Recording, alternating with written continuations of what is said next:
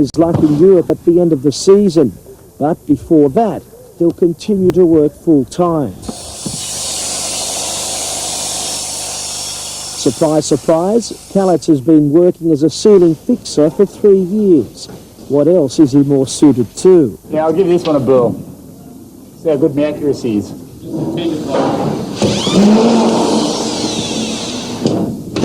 Not bad. You missed. Nah, I got it. Just that the stud went crooked. You missed it. You missed it by a minute.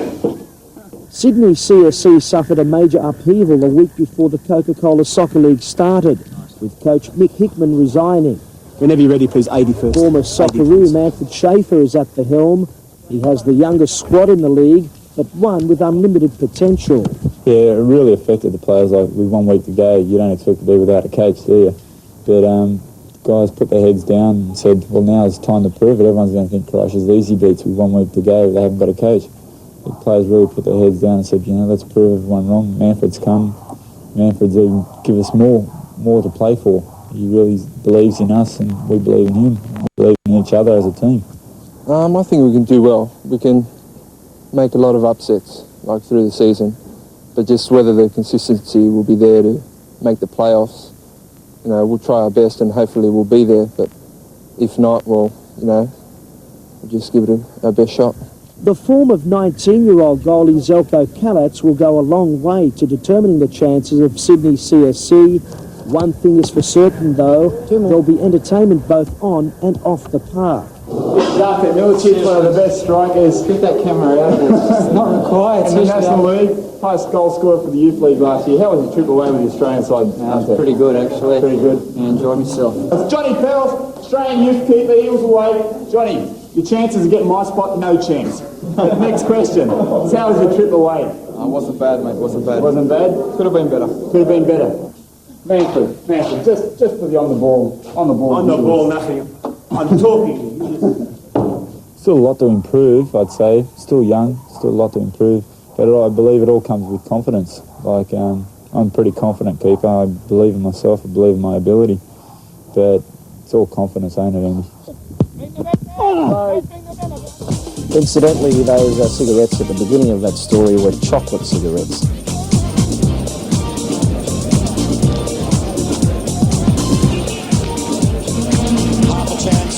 But what a great save from Callets. He's under a lot of pressure with Tony Franken now being with the club. And look at this, John. It's 3-on-2 if they want. Well, Zach, he'll go for goal. And not a bad one. Not was he held back? Yes, he was. A penalty. The substitution has paid handsome dividends, but here's the opportunity to sew it up. Well, Zabika's had a great game. Can he save the penalty? He can't. It's 1-0. Sydney CSC have broken the deadlock, and many people will say this should have happened many minutes ago. Way too close to Spider Callets. A couple of goals, I think we'd get the average up, and I think 2-0, 3-0. He looks up for support, little nudge on by Lamont, the free header for Stanton, and what a golden opportunity, just a minute on. Oh, he had to just tap that over, that was drifting in. Gibson played such a lovely ball and he's there again now. Lamont! And that was really the goal they should have taken. And Manus Lamont only knows it too well. He gets the cross in. Petkovic's header off the bar. How close can you get? Away from Gibson almost. Cooper shakes up there and it's gone. There's the goal. I thought for one brief moment the Brisbane players thought that Cooper Shack did a bit of climbing. But the experienced man and stopper has shown the youngsters how to do it. About time Cooper scored a goal with his head, eh? He always goes up and never seems to find the back of the net, but that's a gem. Cooper Shack's 4th goal and this is 45th game. And was there a bit of climbing, Zelko? No way. Real test and a great save. That's a great save. The guys come from behind Tommy. Tony stood his ground. Great save.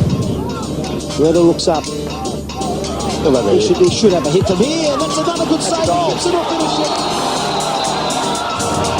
John Gibson gets his 6th of the season. What a goal poacher this man is.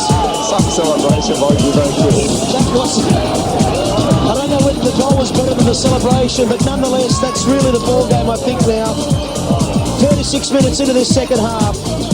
Gibson has done what so many men before him have tried to do. There's a great turn by Matthew Zek. Unselfishly to Krislovic. Tony Krislovic wouldn't have to beat, and he puts it away. He's waited a long time in this game. Tony Krislovic, he's had a couple of chances. He scores his third goal of the season. It all started from a great turn by Matthew Zek. Second on his way, through ball to Tony Kristovic, turned the defender brilliantly and put it away. And he'd be the most relieved man here, Tony Kristovic. Yeah, I'd say so. Look at that. Great goal. It's going to be a frustrating type thing to try and get into this first team. He really has impressed today, like he has in other games I've seen him play. Manfred there will be saying, well, that's what we want. 3-0. Kennis, chance to the time when Australia are beginning to get a few things together, in midfield particularly. Nice little play. Milicic with the hit, and that's brilliant play by Australia, and they're immediately back in it. Ante Milicic with a superb strike. Flicked on by Agostino Doguti. Trouble! In the touch, the goalkeeper was still hardly recovered from that blow, and Ante Milicic knocks it in himself when the goalkeeper struggled to get it away. Second the long throw, looking for Agostino. Myers was there. Now Milicic is shot. Let's go!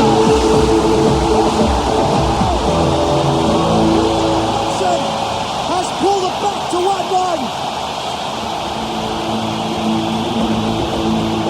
7 minutes into the second half. After Milicic, the coach was thinking about not starting for this game. He's responded in fine fashion.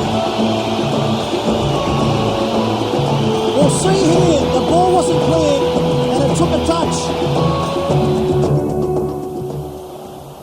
It's been 5 long and frustrating years since Sydney CSC lost that epic grand final against close rivals Marconi Fairfield. And while the cupboard has been bare since 1988, this season Sydney CSC has defied the critics despite a coaching change just a week before the first round. Yeah, it was a bit difficult. I think Manfred took over in sort of strange circumstances. Mick Hickman resigned in the last week before the season commenced, and you know, it was funny because we thought we wanted to start off a bit slow, but we started off well. So things sort of turned around. Maybe we sort of peaked a little bit before the other sides, and it's probably taken us a bit longer to get out of the rut than we would have hoped. But that's the way things pan out. Sydney had a stunning start. In the first 19 rounds, they spent just 3 weeks outside the top 6. The turning point came in round 15. They lost 5-2 at home to the minor premiers South Melbourne. It was a telling loss. In the next 7 rounds, they won just 2 games. It's been a bit inconsistent since then. We probably started off much better than people would have thought, but we got to sort of that stage where we had some problem with injuries and suspensions and probably the lack of depth in the squad, and we sort of struggled for a while. We think we went 4 or 5 games where we only scored the 1 goal and conceded 10. Which makes it difficult, but I think all in all it probably hasn't been too bad of a season if you look at it in as a complete season, so something to build on for next year. With 1 round to play, Sydney CSC still have a chance of sneaking into the top 6. They have to beat West Adelaide on Sunday and hope that Heidelberg down Parramatta. There is another alternative. If they can defeat the Sharks 6-0, which is highly unlikely, that will force the Adelaide club out of the 6. Yes, it's going to be a very hard game. It's just looking from West Adelaide's form. But really, the team's just looking to get a bit of credibility back after getting beaten or really thrashed by Sydney Olympic 2 weeks ago. Going down to Wollongong and getting 2 points was a very, very good result for us. So we're looking for a win on Sunday And if we make the top 6 after that, then I think that's a bonus after all the injuries we've had and loss of form over the last 5 or 6 weeks. For goalkeeper Tony Franken, the season has finished perfectly. After being without a club, Sydney signed him midway through the first round. And just last week, he was included in the Socceroos squad to play 2 matches against Kuwait. On Monday, go to Singapore with the national team. I'm very happy to be selected again for that, and I just hope I played reasonably well on Friday against Wollongong. I just hope I can continue that on towards the end of the season. You're feeling pressure from both ends now, from club and from country. Yes, this year has been fairly hard. I've always been on my toes here at Croatia with Zelko, and also with the national team, but it's good to still have my hand in there with the national team. While Manfred Schaefer is reluctant to be interviewed, he must be happy with the way the season has worked out despite the second round form slump. Schaefer has given youth a chance with 12 of his 19-man first grade squad under the age of 21.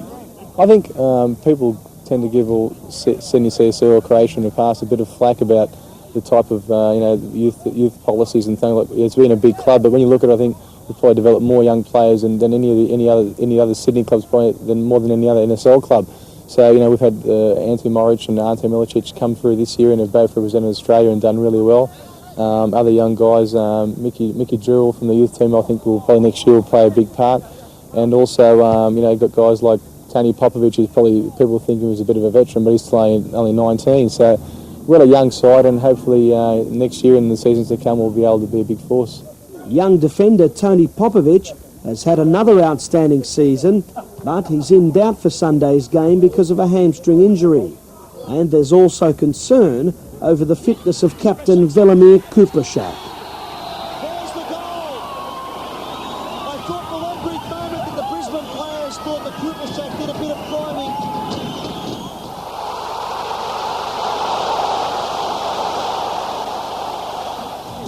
Makes you wonder how the other half died. The devil inside, every single one of us, the devil inside. Oh, that's a lovely ball by Christodoulou. They're back in the game, aren't they? John Gibson, 1 goal in the last 15 rounds. And this is his 7th of the season.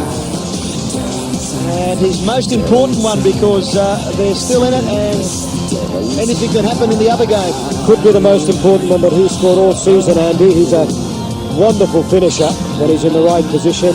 Very sharp in front of goal, and that's Johnny Gibson all over. The only question now is, what a lovely ball it was through to him too. Only question now is whether it's too late. Young Socceroo, Moric to a former young Socceroo, Popovic.